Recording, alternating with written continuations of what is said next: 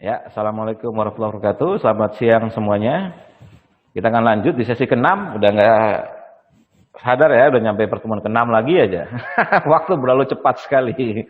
Dari mulai awal pandemi dulu, kita bulan Februari, Maret, sampai sekarang di bulan Desember nih. Ya Alhamdulillah kita baik-baik saja. Ya kalau yang latihan rutin, insya Allah baik-baik saja. Dan kita sudah merasakan sama-sama bagi yang latihan, juga membuktikan sama-sama banyak kondisi yang kita alami di lapangan yang satu kantor atau satu ruangan kemudian positif, saya negatif.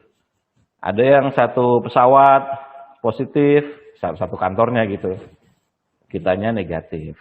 Dan banyak yang seperti itu, alhamdulillah. Jadi ini menunjukkan bahwa ya yang kita latih ini efektif dan efisien di era pandemi ini untuk menjaga imunitas kita. Karena kuncinya simpel sebenarnya. Buatlah parasimpatiknya reaktif, responsif, dan adaptif. Itu aja. Karena bertanggung jawab terhadap proses imunitas itu saraf parasimpatik. Jadi selama itu dibuat reaktif, responsif, adaptif, nothing to worry begitu sebenarnya. Ya kita tidak perlu khawatir berlebihan karena badan kita sudah protektifnya tinggi sekali.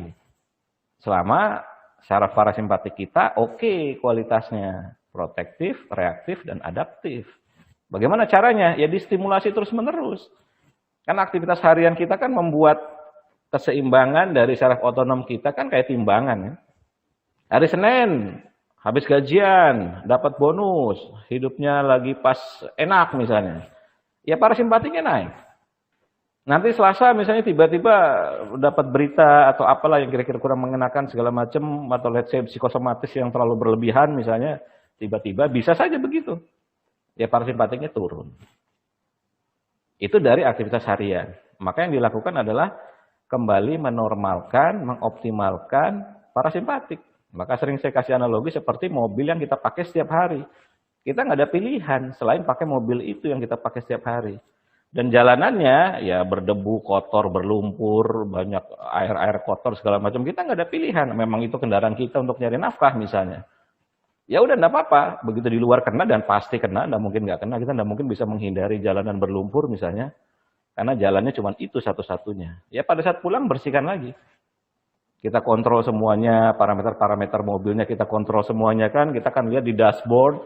Di dashboard itu ada semua parameter-parameternya, bunyinya segala macam apa, kita kontrol semua pada saat pulang itu, bersihkan semua mobilnya sampai bawah-bawahnya semua bersih. Besok dipakai lagi, prima lagi. Nah ini pakai kata prima lagi sekarang.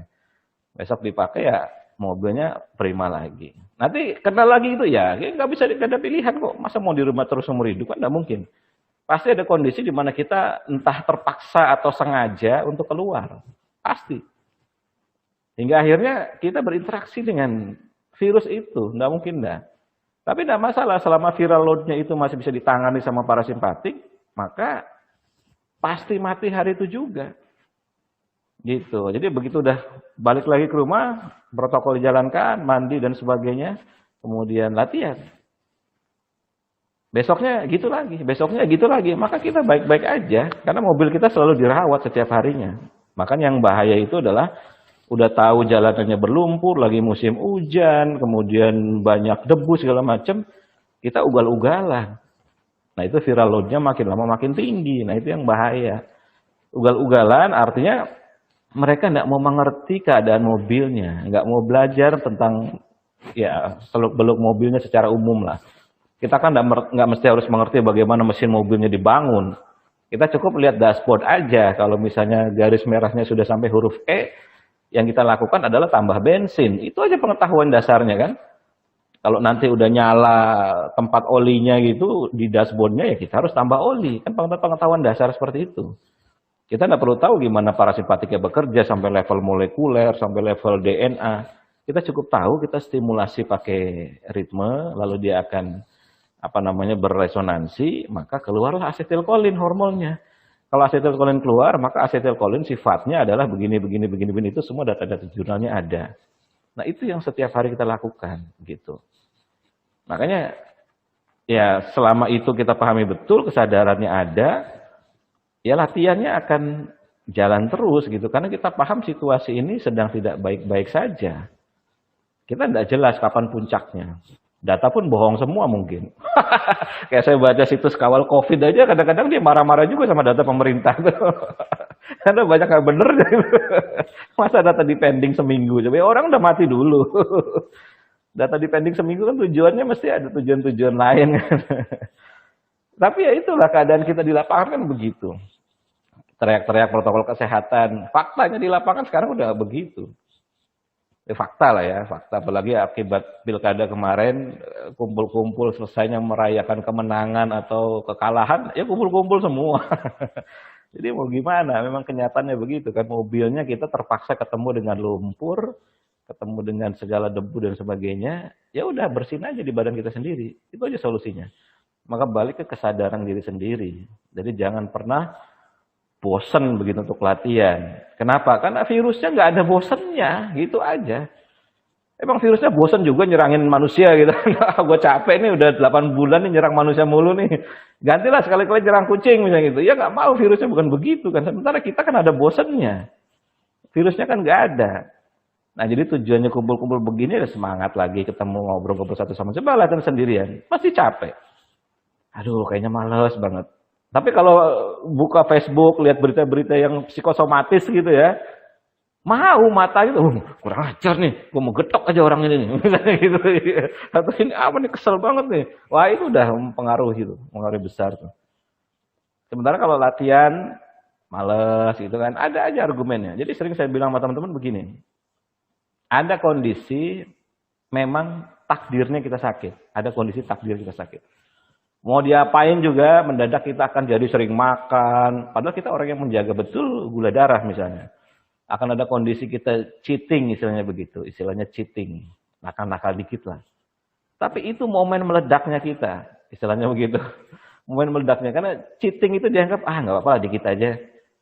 Akan ada kondisi gitu. Maka pengetahuan yang tertanam dalam otak kita itu, dalam pikiran bawah sadar itulah nanti akan ikut membantu mengevaluasi.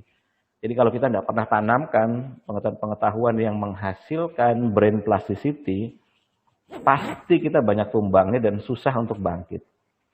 Yang saya temui di lapangan begitu. Jadi kalau kita tidak pernah sering saya bilang, kita tidak pernah melakukan latihan every single day, setiap hari 21 sampai 30 hari, apapun aktivitasnya. Tidak pernah kita dalam hidup melakukan itu barang sekali saja, dalam barang sebulan saja. Pasti kalau ada apa-apa kita kena masalah berat, tumbangnya kita pulihnya lama. Gitu, pasti tumbangnya lama. Yakin saya, hakul yakin. Saya ketemu pasien ratusan. Rata-rata mereka ya ketika saya tanya, pernah ada bapak atau ibu melakukan aktivitas yang sama selama 21-30 hari? Enggak. Loh kan saya latihan, misalnya bela diri. Ya seminggu 2 kali. Seminggu 2 kali, seminggu ada 7 hari. Dia latihan cuma 2 hari, nggak kebentuk neuroplasticity-nya.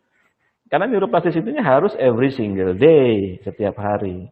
Selama 21 sampai 30 hari supaya kebentuk brain plasticity. Kalau itu nggak dibuat oleh tubuh kita sendiri, maka otak kita nggak punya memori. Nggak punya memori untuk apa? Untuk melakukan perubahan, gitu. Dia nggak punya ingatan mengenai itu. Tapi kalau kita pernah melakukan, apalagi mungkin sering melakukan seperti itu, maka otak kita akan punya memori untuk melakukan perubahan karena dianggapnya, oh iya ini orang ini dulu udah pernah melakukan begini nih, gue masih ada simpanan memorinya nih, ya tinggal dimunculkan lagi aja. Gitu. Begitu dia muncul lagi memorinya, ya udah, artinya udah bisa untuk melakukan apapun lah. Itu brain plasticity. Jadi kalau yang masih ingat teori mengenai brain plasticity, ya itulah sebenarnya yang mau dikejar di latihan ini. Makanya latihan hari Sabtu atau Minggu itu sebenarnya ya tujuannya hanya untuk evaluasi aja. Kita melakukan evaluasi dari yang kita lakukan dari Senin sampai hari Jumatnya. Nah kalau evaluasinya berhasil, maka artinya kita dalam sebulan ini kuat sekali otak kita nih. Kuat sekali. Sampai apa tujuan akhirnya? Tujuan akhirnya adalah ndehem aja jadi. Jadi. Maksudnya gula turun, gitu. Asam urat turun. Istilah sampai begitu tuh. Karena begitu neuroplasticity kebentuk, artinya kan itulah isi kepala kita yang dihubungkan dengan rasa. Ini bukan dengan rasa. Maka setiap latihan punya goal, setiap latihan punya target, setiap latihan punya tujuan.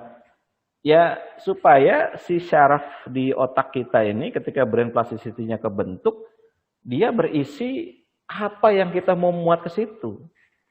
Nah, sering saya bilang, ketika proses brain plasticity dibentuk, itu dia nggak peduli aktivitas baik atau aktivitas nggak baik, begitu. Misalnya, malasnya. Malasnya tuh 30 hari.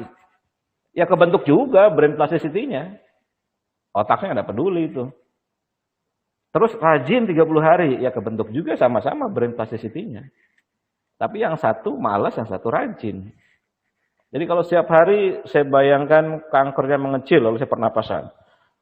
Setiap kali pernapasan saya bayangkan kankernya mengecil. Every single day.